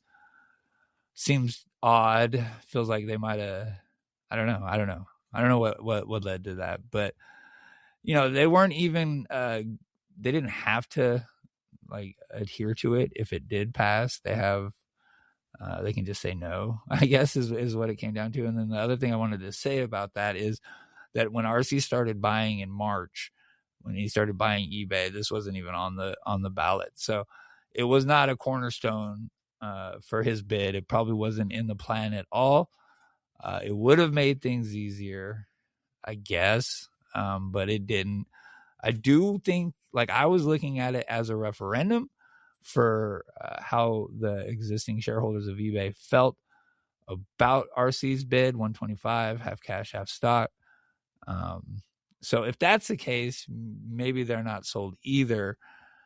So I'm not really sure where I stand with that part of it, because the question now becomes what's next? What are the next moves? RC, well, we did a 425. We got a new 425 today. So we got an interview. Did you guys see that? Did you see the Piers interview? Anyone? Yeah, I saw it. You saw it? And I thought it might have been a clip from a previous interview, but then I found out it was a whole new interview. It was what? How did I miss that? So maybe I'm not locked in enough where I should be. No, you didn't miss it.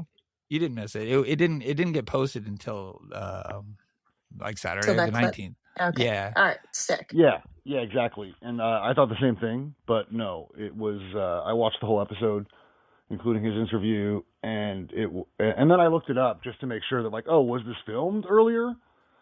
And at least it had to be, just because of the SpaceX comment. He said they were talking about SpaceX. The IPO for SpaceX is important and it needs to go well.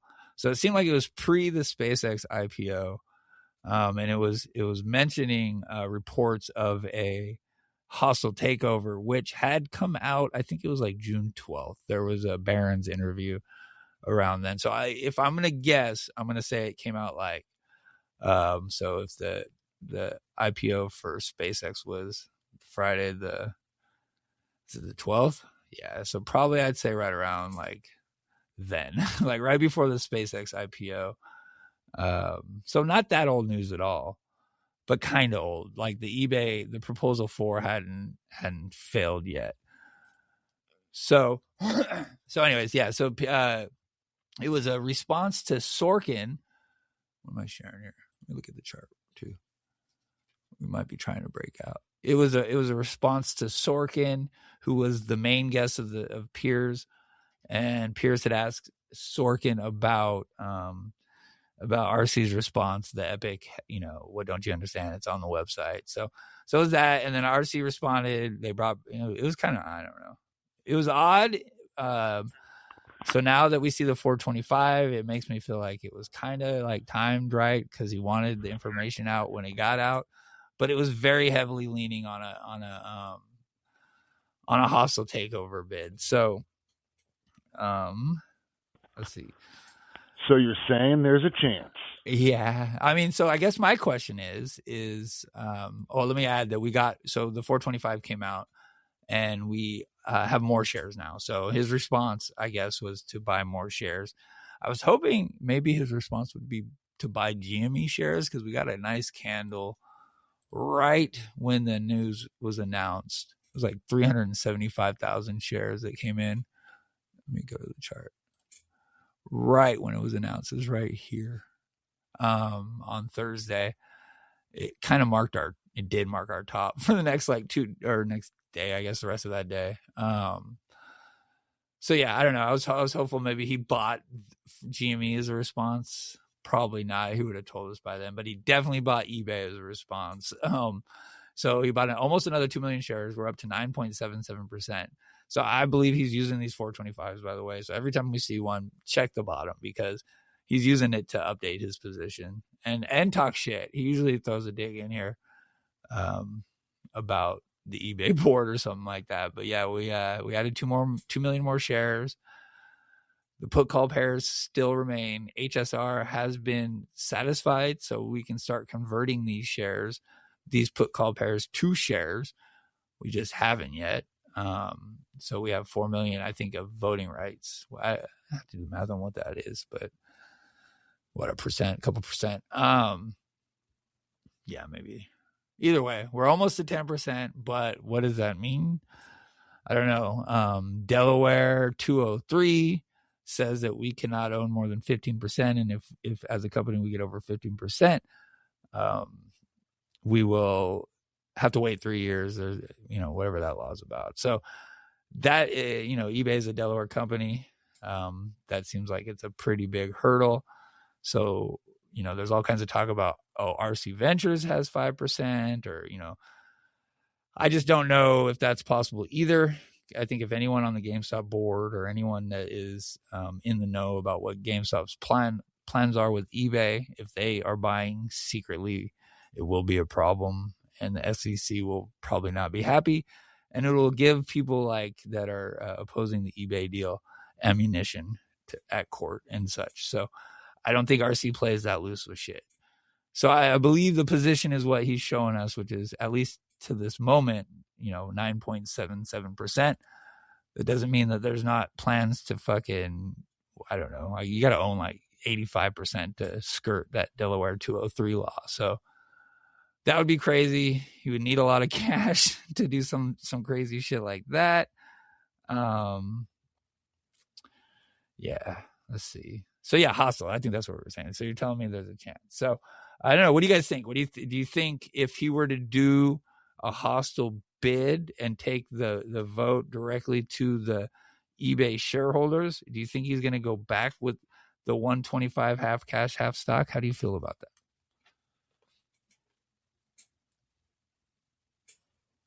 Anyone?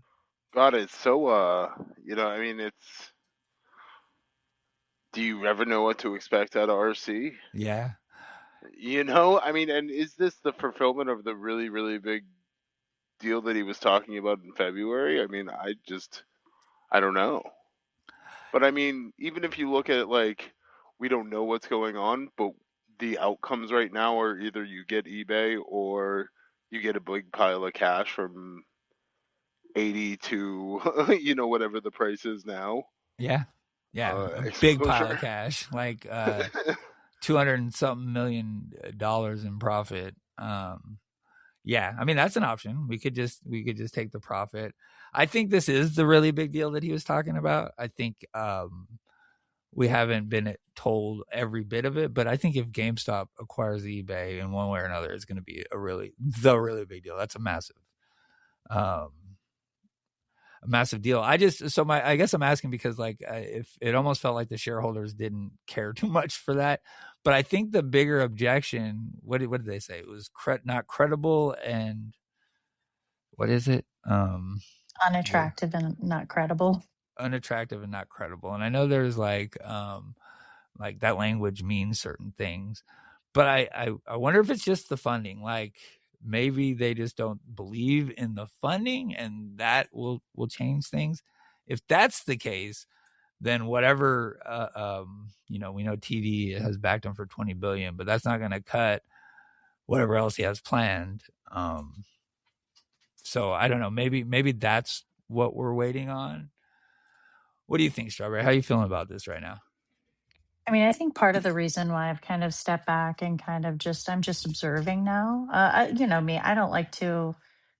I like to see what other people have to say, right? And I like to kind of like toy around with their ideas. I'm not one to speculate. Like I know that I'm not a CEO.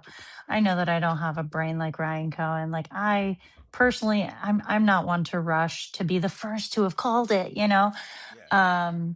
So I think that's part of why I've like taken a step back. But like no CEO goes out there and drops his balls on the table like Ryan Cohen has, and doesn't have multiple different avenues to get what he wants done. Right? Like this is kind of if he doesn't get eBay because he's straight up said, "I'm not giving up. I want this. This is my baby." Yes. I'm not speaking in generalities anymore. You know. I think that I'm just trusting the process, and rather than spiraling out because I'm bored and can't figure out what's going on, I'm just kind of vibing with my friends. So that's where I'm at. I love hearing what what everybody has to say, because some really interesting stuff has come up about like potentially like side skirting the 203 rule if they can prove that the board is not working in the best shareholder interests, which would have to go through court, right? Which I don't know if that's something that he would want to do, but like having that information and knowing, and that's kind of part of why I like to be friends with everybody who's smart, right? Like anybody who's cool and I vibe with, is because you get a lot of different perspectives. But like I've heard that that's one way to side skirt it, is if, and by putting all of the tweets into SEC filings, it makes it much easier to bring as evidence in court if he's going to, because tweets really don't hold up in court, right? Like you have to jump through a lot of hoops to get those like admitted as factual evidence. But an SEC filing, I mean, come on, you can't really deny that. Unless you're RC, and then they just put his tweets in all kinds of fucking filings. I heard you're the meme king. Yeah, whatever that shit. Has anybody called you a meme daddy? Yeah. Yeah. Oh, God. Yeah, I mean, I think I love the idea of the deal. I want this to go through. I'm sure RC has way more in store than what he's showing us. It's all like he's working a plan, and I'm positive of it. It's not just winging it. But he does have the option to just like fucking pull the ripcord. What's up? Well, if you remember the space where I think it was Charles, I think the guy who worked with him at Chewy came in and was chatting with us. He was like, this guy's like he's kind of a bulldog. Like he means it when he says he doesn't, work hard or leave.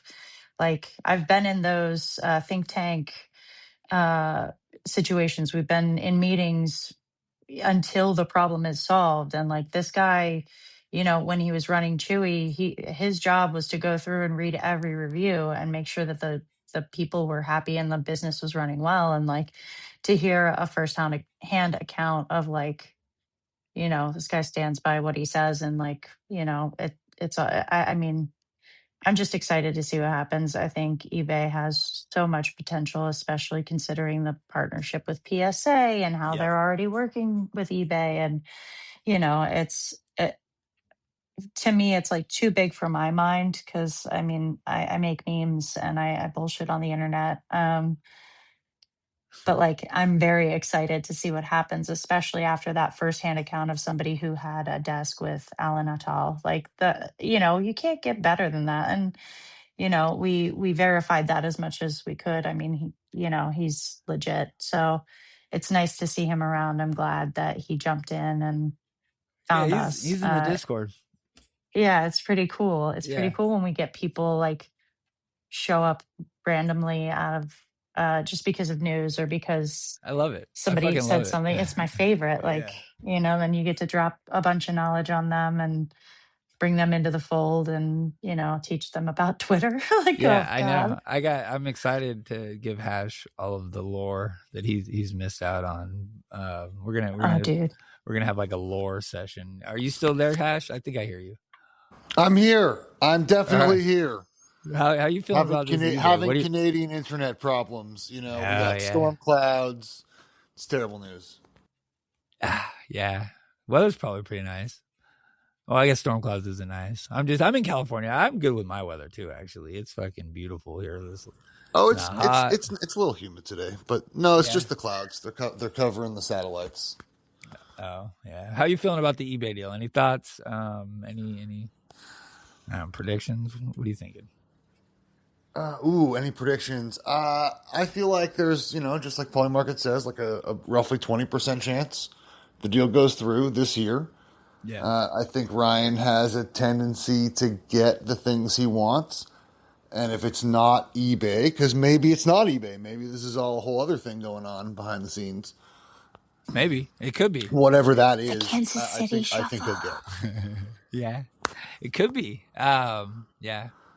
Right? Look left. Siegfried or Roy taught us that, Yeah. And you really want them to be moving right. Yeah, maybe. So I'm excited though. I'm excited. There's more news coming out. Like, when was the last time we had like 10 Ryan Cohen interviews in 6 weeks? Yeah. So it's exciting times. Yeah, I think part of this is, well, I don't know. The GameStop price will impact a lot of stuff, and us being at 21.55 does not make. Well, it means a whole lot more dilution to get to the shares, that the half shares. And if we did sell at a higher price, we'd have a whole lot more cash too. So like that plus the warrants at $32 plus, I don't know. I just feel like he has motivation to get this price up. I'm just looking. We're going to start talking about the chart here in a second. Now, are you seeing that dip in SpaceX as well? Now, let's see. Capn, you got anything about eBay before we move on? No. Just always everyone should follow Liz. Oh yeah, that's good. Yeah. Well, Liz knows her shit. Yeah, SpaceX guy. 165. Yeah, Liz does a good job. She's not an eBay shareholder. She's just, a journalist that's kind of in it for the love of the game. So it's pretty cool. She's got good info. Definitely listen to her. So, okay. All right. We'll get through the week pretty quick here. We've already been on almost 2 hours. Time flies when you're having fun. So, let me get to my chart. It wasn't great. It was just kind of flat. We were down 1.32% on the week. So I got our high as, did I mark it? 2203 set immediately in the week on Monday. It was a 4-day holiday week. It was OPEX. It was a big OPEX, and it was quad witching. So everything was a formula for a flat kind of meh low volume week, and that's exactly what we got. 25 million in volume total for the week. It's not crazy low compared to what we've been getting. Pretty much right around that. Yeah, 25, 26, 43 earnings week. So we got a bunch of volume there, but we've been right around the 25 to even worse for since Burry. Fuck this. Sorry, that was aggressive, but that dude came out and fudded the shit out of our biggest move. I'm still irritated about it. So top to bottom. Go ahead. What's funny about that is when it was slightly higher than when he got out, he was like, "Oh, this is like a great price. I'm getting more." Yeah. And then it dropped more, and then I think it was the eBay news, and maybe he was just unhappy about that and was like, "I'm out." But to say "Oh, this is bullish. I love this price. I'm buying more," and then to sell at a lower price is, it's a choice. It's random. It's almost fucking doesn't make any sense. He bought at 25 and then it ran and he fudded the top and then said he's selling under 25. So who knows when he actually did any of this and how much or whatever, because he never showed his whole position. But it felt to me like he was manipulating the price, and he's done it a few different times. When he announces his buys in January, when he was doing that, it was just, I don't know. I feel like that dude's just playing us. So I am out all the way on Burry, man. If he comes back, I'm going to give him the keep my ticker out of your mouth meme. That's where I am with Burry. Yeah, That's right. I was out on him, and then I went back to him, and then I had to go back out. Like, I was right initially, but whatever. All right, top to bottom, I think it was a 3.94% move. So, not a ton of range. That was Tuesday morning. Our low was set 21.13. Was that Tuesday? Yeah, Tuesday morning. And then we bounced, 3.8% move up. No money to be made. I talk about these moves down and up. So if anyone's considering options, you can kind of see what possibilities were there for the week. And a 2-day 3% move is not a possibility. Just been like that for a while now. There's just not really been very much to play with. I'll pull up the option chain in a second. By the way, what's up, Snake? I saw you out there, bro. Thank you. Thanks for stopping in. Good to see you. Volume on the week, like I said, 25 million. It wasn't a lot. Monday was 4.7 million. It was a holiday week, though. 6.3 million on Tuesday, 4.6 million on Wednesday. Thursday, 9.2 million. And I wanted to make a note of that because you don't see the 9.2 million until you go to after hours. And we took a 4.49 million share settlement candle 1 second after close on Friday. So, it's pretty typical settlement, quad witching, OPEC shit, but it's still annoying to see. I made a tweet about it. Like, we had only done 4 million on the day prior to that, and then no price action, 4 million share candle. Whatever the story is, mismatched, whatever the fuck it is out there. It just seems like fucking bullshit to me that they dump 4 million shares and we see no price action because of it.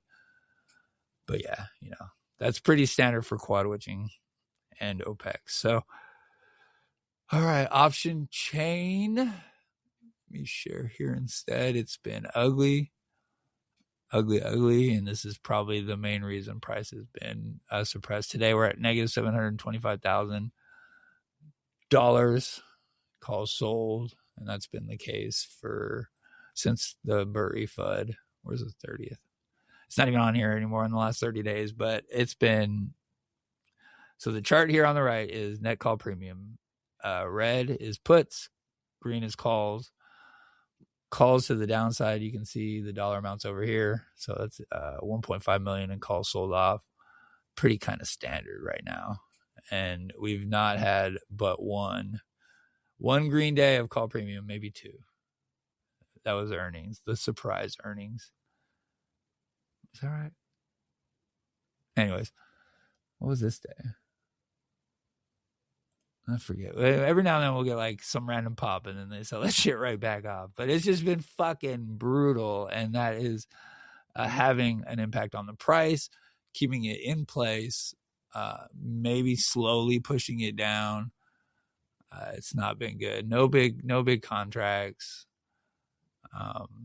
Just nothing really happening on the chain. Just call selling to manipulate the price.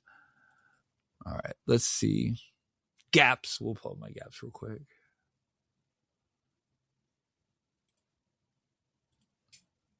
So we didn't fill our gap last week. We got down into it a little bit.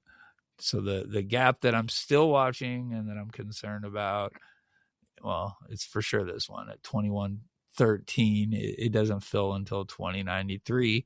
The fact that we're just kind of meandering around here above it, it's a time kill kind of thing, and it honestly has me worried for the next, I don't know, couple weeks. So I marked off when earnings is. We also got a gap down here at 20.09 and 20.69, but I marked off where earnings is, and this falling wedge seems to be leading us right to, not sorry, I said earnings, I mean shareholders.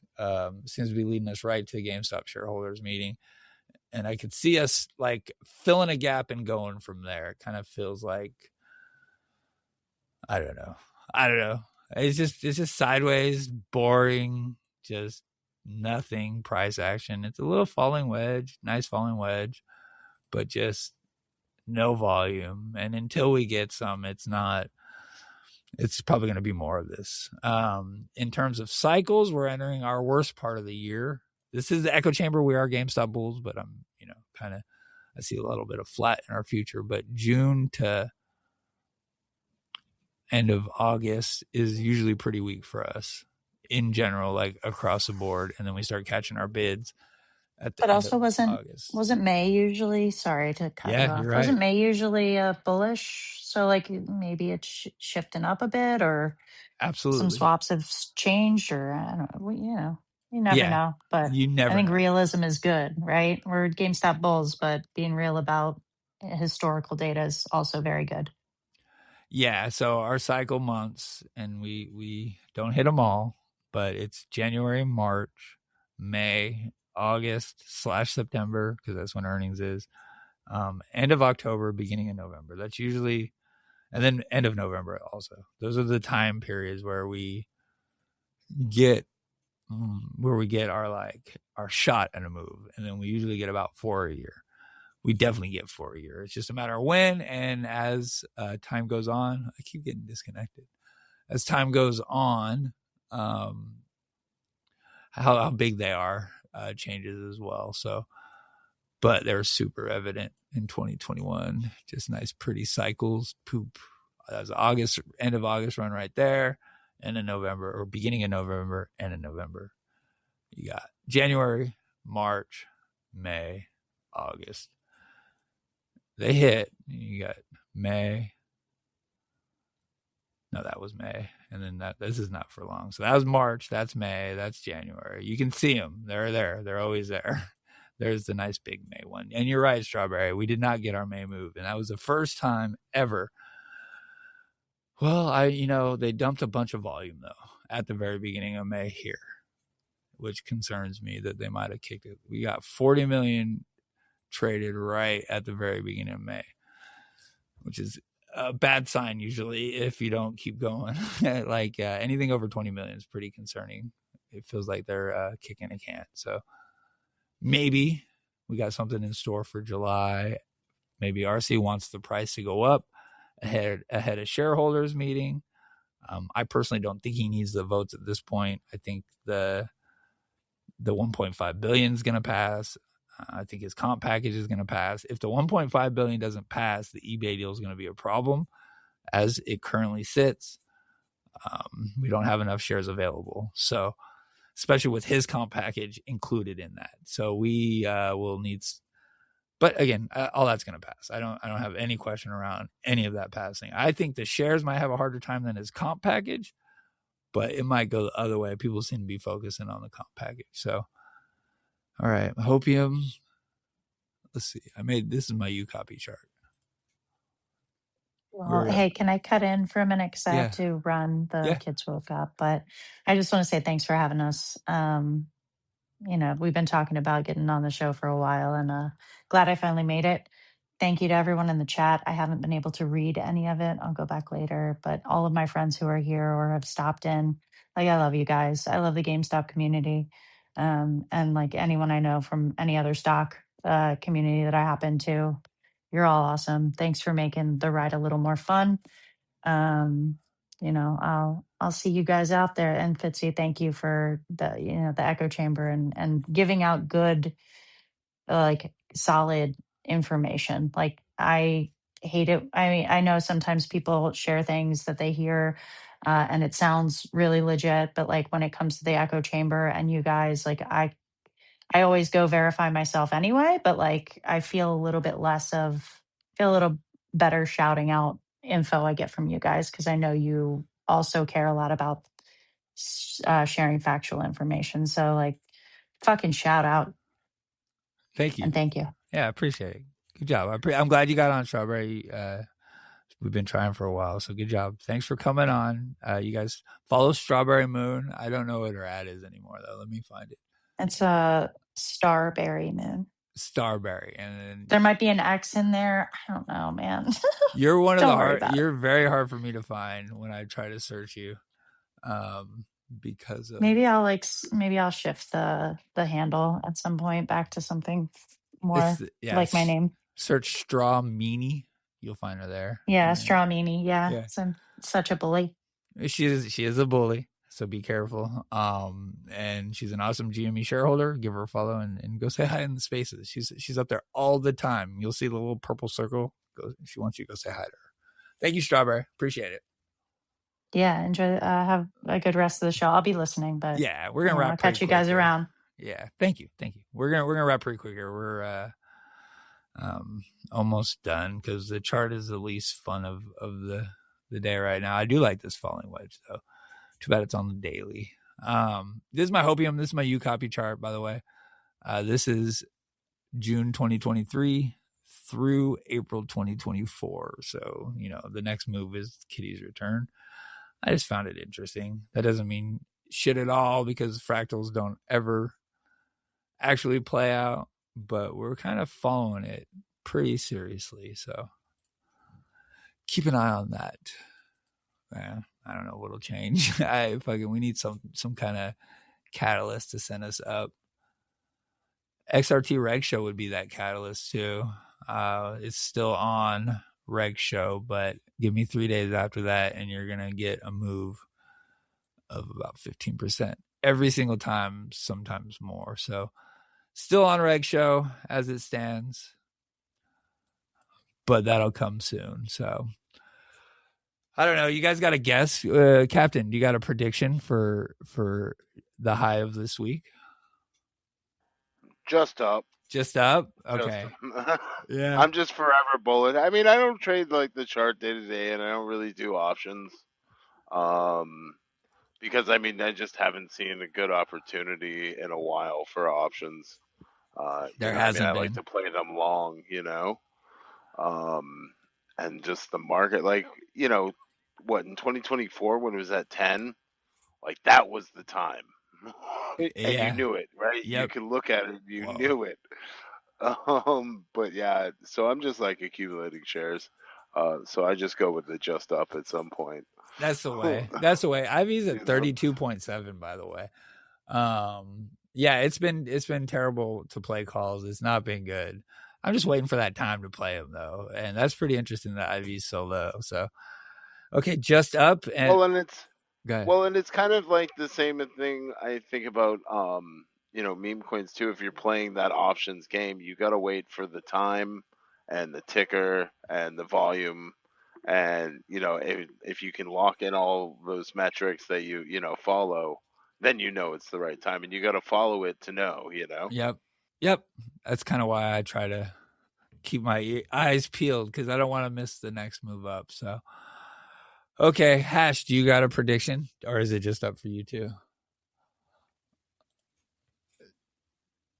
I think you guys. Just up, there'll be some chop sideways for a while, but then, yeah, I think up long term. I think a lot of people didn't like hearing Ryan say, I want Kitty as long as she's here for the long, 5, 10, 50 years.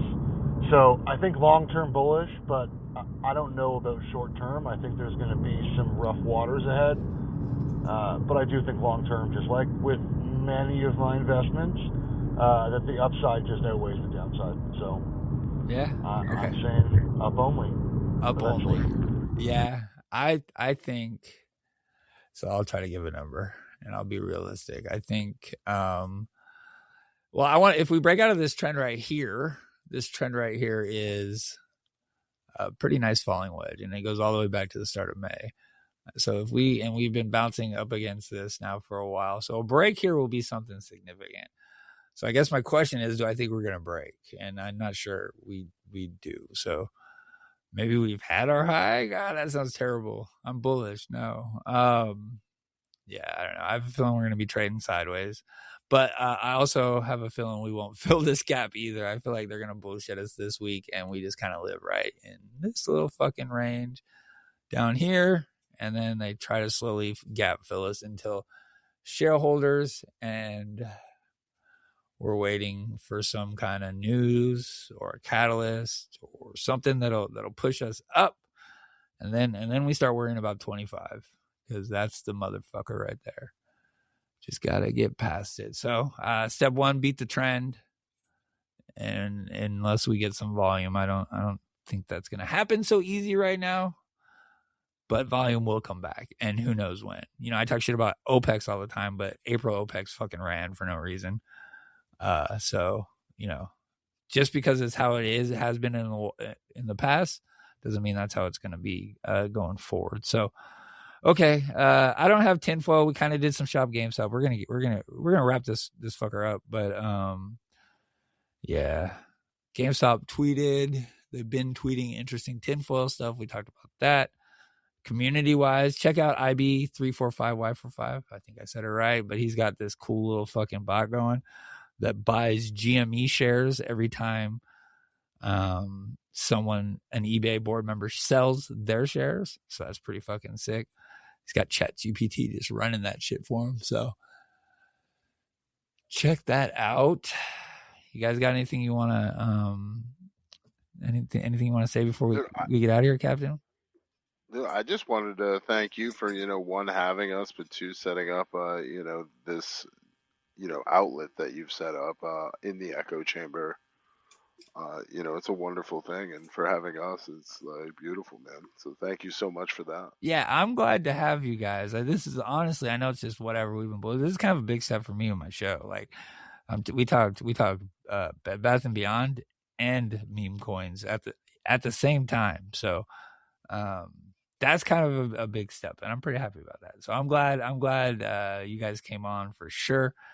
I need to do better about meeting the rest of the GameStop community is kind of how I feel about it. So it's good. I'm glad I Strawberry led me to your guys' spaces and stuff. It's been a lot of fun. Hash, you got anything before we get out of here? I don't know if you sound like you're traveling. Yes, I do. Also, big shout out to Strawberry because, again, she's been so supportive and welcoming and has been helping me with the lore for like 2.5 years.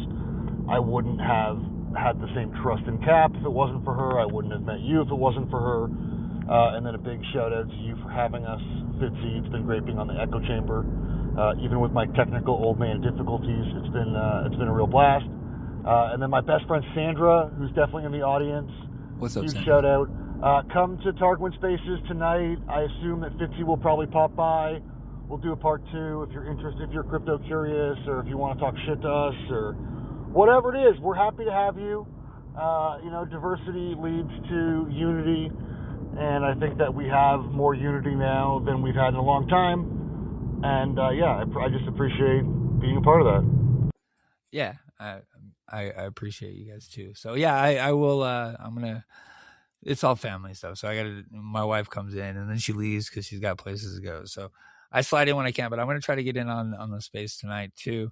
Sandra's awesome, by the way. Shout out, Sandra. Shout out all of your hosts. They're a lot of fun. I'm not going to try to remember them all.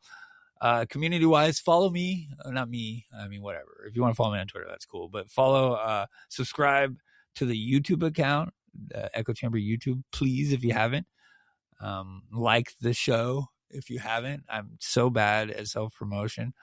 I really should be doing this at the very beginning of the show. You don't think Adam doesn't think that IB's spot's going to work good? I bet it does. Well, the concern is that he buys as many shares of GameStop as eBay sells, and then that would be just fucking terrible. I mean, it'd be good. He'd have a bunch of GameStop shares, but that might not work out. Anyways, yeah, follow the show. So this is the live recording. I do these every week. And then the next couple of days, because I have today and tomorrow off, I'll be editing the show. I'll be putting out clips as I go. So keep an eye out for that. The show will get posted probably Wednesday after I get home from work. I got to do inventory Wednesday morning. So I don't know. Maybe I'll get it out before because that's a shitty day. But the show will probably be out Wednesday. But I'll be linking back to this the whole time. So anyone out there could have already listened to this. I think that's it. All right. That's all I got. Thanks everyone for coming out to the show. Thank you, Hash. Thank you, Captain. Hash, do you got an @ What's your @ bro? I didn't even get that. Let me find it. It's like it changes a lot. So it's @ let me see, you might have hung up already. It's at underscore XDJFQ, but he's a man of multiple accounts. So, and then Captain Wicked is at me. Go ahead. Sorry. Oh, I was just going to do it for you at Meme Stock Millies. Yeah, and so meme, you can spell that stock, and then Millie, MILLYZ. Follow them, follow their space. Thank you guys for all coming out to the show. Let's fucking go GameStop.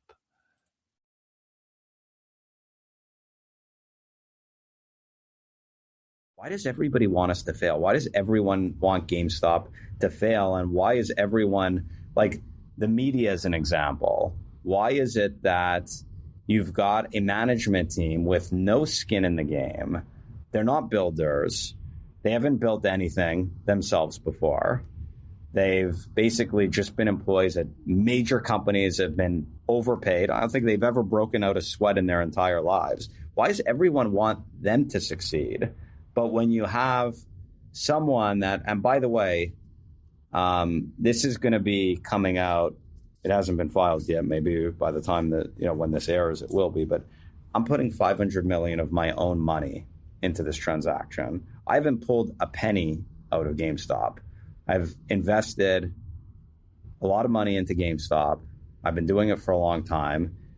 GameStop's a much stronger business today. Everyone hates GameStop, and it seems like everyone in the media basically wants us to fail and wants them to succeed. And you've got a board that's making hundreds of thousands of dollars a year. They don't buy stock with their own money. Fitzy! Fitzy! Fitzy! Fitzy! Fitzy! Fitzy! Fitzy! Fitzy! Fitzy! Jesus Christ, me and Fitzy are like best friends now. Where is he?